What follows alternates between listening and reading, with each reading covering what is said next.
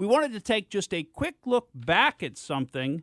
And these are I had a couple of clips I wanted to play here in this first segment because this will kind of, help us to consider our discussion today and some of the aspects of what's going on in our country, which are some pretty negative aspects, like we saw over the weekend, Pat George, with the incident at the Atlanta Wendy's.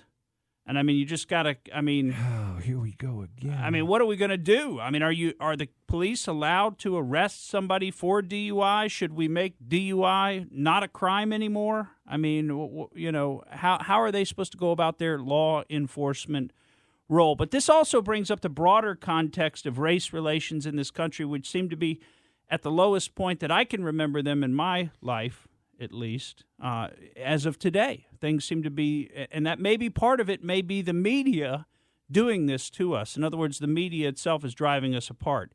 But I had a couple of clips from a guy named Brandon Tatum, who's with BLEXIT, and that's the Black People Exit the Democrat Party group that he founded. And one of them I thought was particularly interesting because he talked about his experience of getting ready to go to college and what he thought. He's an African-American gentleman.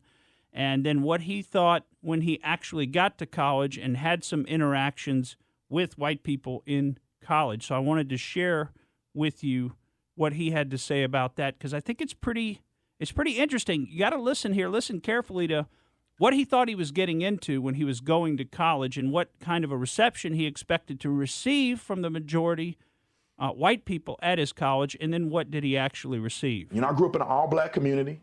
I never dated a white girl. It was shunned in my community. Growing up, you date a white woman, you're going to get bullied. You're a sellout.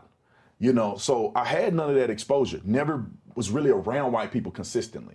Mostly around black people. Everything in my life was Afrocentric. I got to college and my eyes were opened up to a certain degree because now everybody's white. And it's like 35 of us, it's a little more than that. Probably about a couple hundred, but most of us were athletes. Yeah.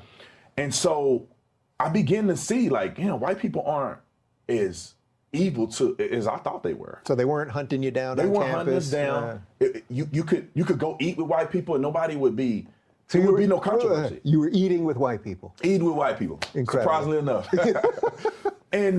But growing up, you thought there was going to be a lot of animosity. Yeah. They're mad because we in college. I'm telling you, this is a real thing where you're like. What was that like, though, really? It sounds silly, eating with white people, no one's hunting you down. But that transition, as you were starting to realize it, to break the old mold of thinking, how hard is that? For me, man, I'm a very stubborn person, but I'm a logical person. If I can see a logical example of truth and reality, then it's easier to convert me. If you can't show me that, I'll be stubborn to the day I die. But it was really eye-opening for me, man, because I perceived that people were going to treat me differently. I perceived that people were going to be shocked that black folks are going to college and we're successful, and it wasn't that at all. White people didn't care. You know what I'm saying? So, and then I started to meet white friends, and I'm like, man, everybody's essentially the same. There's like two people in this world, real people and fake people. They come in different colors. And that began to change in me. And then, like I said, when I got saved, it was like. So think about that. He went there with expectations that were not met by the white people. In fact, the white people at his school, at his college, didn't care that he was black. They didn't care. I love his expression, real people and fake people. It doesn't matter That's what a good color. way to They draw both the come line. in different colors, Uh-huh. right? There's two kinds of people in this world. So I thought that was really, really interesting what he had to say there. Now, I want to tell you, this was on the October 2019 Rubin Report. So if you want to go out there and find it on YouTube, the entirety of it is very, very interesting. But he gets into some of what the media is drumming up, and it's so timely for what we're experiencing right now in race relations and how the media is trying to fan the flames of this. And he gets into some of that in another little short clip that I want to play from you from that. And then we're going to jump into this interesting book that E.B. Tucker's here to talk about. But just listen to this short clip with us here. So they're going to cover it. They're going to showcase it. They're going to act like there's this outrageous rate of white officers killing black people, which is not even true at all. White officers, or you say white officers, officers in general, place in Philly is 50-50, black and white. Yeah. But officers kill more white people, twice as many white people, as black people in shootings where people are armed. They kill more people unarmed white than black. And here's the thing that people always bring up. Well, there's more white people. Police officers don't deal with every single person in the population. They deal with the criminal element of the population.